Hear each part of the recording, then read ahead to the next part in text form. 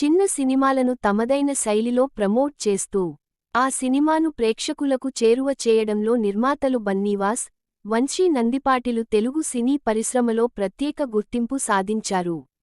ఇటీవల little hearts, రాజు weds Rambai సినిమాలతో తమ మార్క్ను క్రియేట్ చేసుకున్న ఈ ద్వయం ఈసారి ఈషా అనే హారర్ థ్రిల్లర్ చిత్రాన్ని ప్రేక్షకుల ముందుకు తీసుకొచ్చారు. ఇక ఈ చిత్ర కథ ఏమిటి?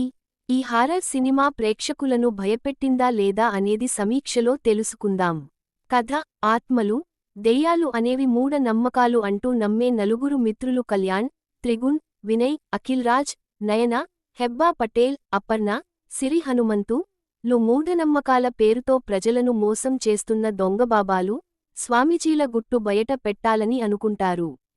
ఈ క్రమంలోనే ఆంధ్ర, ఒడిశా సరిహద్దులో దేవ్, పృథ్వీరాజ్ డాక్టర్గా ప్రాక్టీస్ మానేసి దెయ్యాలు పట్టిన వాళ్ల సమస్యలను పరిష్కరిస్తూ ఉంటాడు.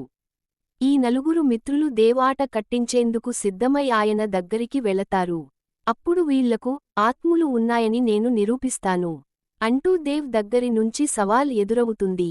ఇందుకోసం ఈ స్నేహితులు అక్కడ పాడుబడిన భవంతిలో 3 రోజులు ఉంటారు.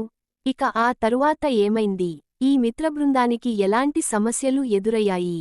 నిజంగా ఆ భవంతిలో ఆత్మలున్నాయా? ఈ నలుగురి మిత్రుల్ని పగతో ఓ గిరిజనుడు